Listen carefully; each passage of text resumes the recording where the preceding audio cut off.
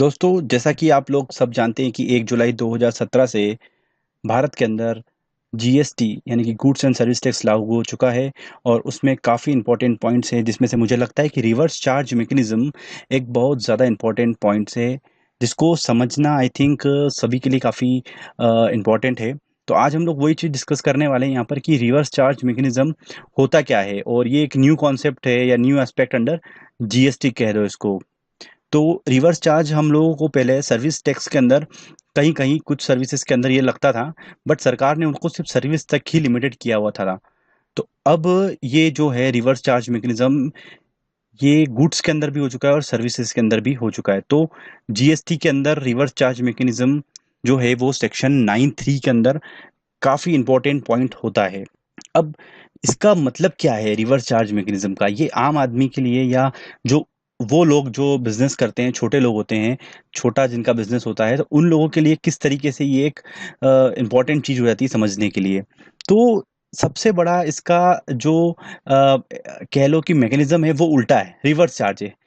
कैसे मतलब कि यहाँ पर हर बार क्या होता है या कोई सर्विस या गुड्स सप्लाई करता है, जैसे कि किसी ने किसी को सर्विस दी, किसी ने किसी को गुड्स सप्लाई किए, तो सप्लायर और जो सर्विस पार्ट होता है, जो सर्विस दे रहा है, उसको हमेशा वो लायबल होता है टैक्स पे करने के लिए।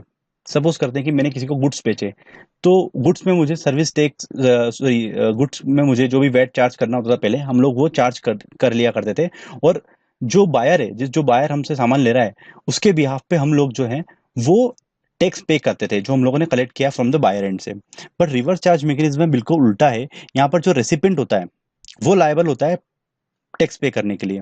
नॉर्मली सप्लायर होता है, तो यहाँ पर जो है वो उल्टा हो गया है। ऐसा बहुत सारी और कंट्रीज हैं जहाँ पर इस तरीके से जो रूल है वो चलता है रिवर्स चार्ज मैकेनिज्म का। कनाडा है जहाँ पर सर्विसेज और इंपोर्ट जो वो करते हैं गुड्स, उसके ऊपर भी वो लोग रिवर्स चार्ज मैकेनिज्म लेते हैं। तो सीधी सी बात ये आ रही है, रिवर्स चार्ज मैकेनिज्म जो है वो रिवर्स चार्ज मैकेनिज्म के अंदर जो चार्जेबिलिटी होती है टैक्स को भरने की, वो आ जाती है किसके ऊपर? रेसिपेंट के ऊपर। सपोज करते हैं कि मैंने किसी से कोई सर्विस ली जो अनरजिस्टर्ड डीलर है जीएसटी के अंदर। अब उसने मुझे सर्विस दे दी, मैंने अपने बुक्स में उसको एट द एंड लिखा कि मैंने 10,000 रुपये चाय के खर्च करे या 10,000 रुपये साल भर में मैंने चाय पानी समोसे उसके ऊपर खर्चा किया है। ठीक है? तो अब जो जिससे मैंने सर्विसेज ली या गुड्स लिए, वो तो एक अनरजिस्टर्ड डीलर है।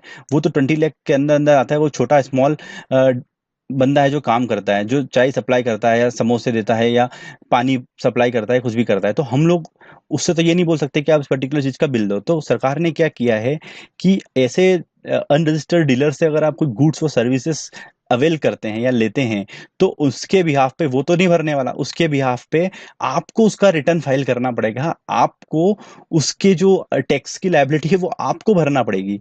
तो कुल मिला के सरकार का ऐसा कहना है कि अब आप उसके लायबल हो उस टैक्स को पे करने के लिए। चाहे मुझे कुछ सर्विस लेना हो, सपोज एक चार्टर्ड अकाउंट से मुझे सर्विस लेना है कि मेरे बिजनेस का कंपनी है, उसको ऑडिट कर लीजिए आप, उसको देख लीजिए। अब उसने मुझे चार्ज किया कि 1 लाख रुपए मैं आपको चार्ज करता हूँ, बट वो रजिस्टर नहीं है, अनरजिस्टर्ड डीलर है। तो वो अब मुझे 1 लाख रुपए मैं उसको अपनी बुक्स में से देता हूँ, और जब मैं शो करूंगा यहाँ पर बैलेंस शीट में कि मैंने 1 लाख रुपए दिए हैं सीए को, जिसने मेरा बैलेंस शीट्स को मैनेज किया है और साल भर मेरे बिजनेस को देखा है, मैंने उसको 1 लाख रुपए दिए हैं। बट सरकार का यहाँ पर ऐसा कहना है कि अगर वो अनरजिस्टर्ड डीलर है, उसने टैक्स नहीं पे किया, तो उसके बिहाफ पे अब आप लायबल हो टैक्स पे करने के लिए। तो ये एक नया कॉन्सेप्ट है, जिसमें गवर्नमेंट चाहती है कि ऐसे अनऑर्गेनाइज सेक्टर काफ़ी है, जिससे टैक्स कलेक्शन में गवर्नमेंट को काफ़ी कमी होती थी, जिसमें टैक्स कलेक्शन में काफ़ी कमी लेती थी गवर्नमेंट के लिए। तो उन लोगों के लिए एक बेनिफिट हो गया कि गवर्नमेंट ने रिवर्स चार्ज मैकेनिज्म का फंडा लगा दिया।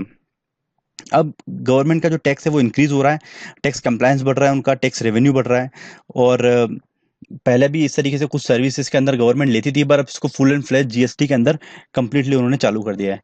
तो अब ये इसलिए चीज़ समझना है कि देखिए, एक एग्जाम्पल के तौर पे हम लोग देखेंगे भी, बट ये देखिए कि एक unregistered dealer selling to a registered dealer, एक सिचुएशन हम लोग लेते हैं कि एक अनरजिस्टर्ड डीलर है जो सेलिंग कर रहा है, कुछ सर्विसेज दे रहा है या गुड्स दे रहा है।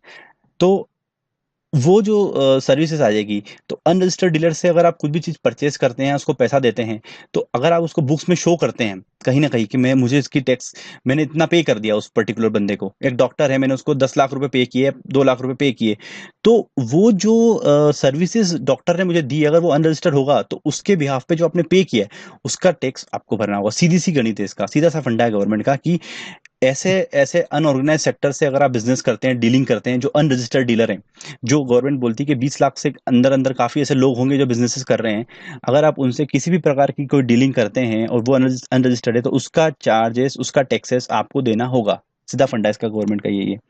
तो आई होप कि आप लोगों को रिवर्स चार्ज समझ में आया होगा। ये उल्टा पैसा देना कैसे होगा, मतलब कि आपको ही उल्टे तरीके से इसको पैसा देना है। तो फ्रेंड्स, अगर आपको ये वीडियो अच्छा लगे तो प्लीज़ इसको सब्सक्राइब करिए, चैनल को सब्सक्राइब करिए, लाइक करें और शेयर करिए, ताकि ज़्यादा से ज़्यादा लोग इसको समझ सकें। Thank you friends.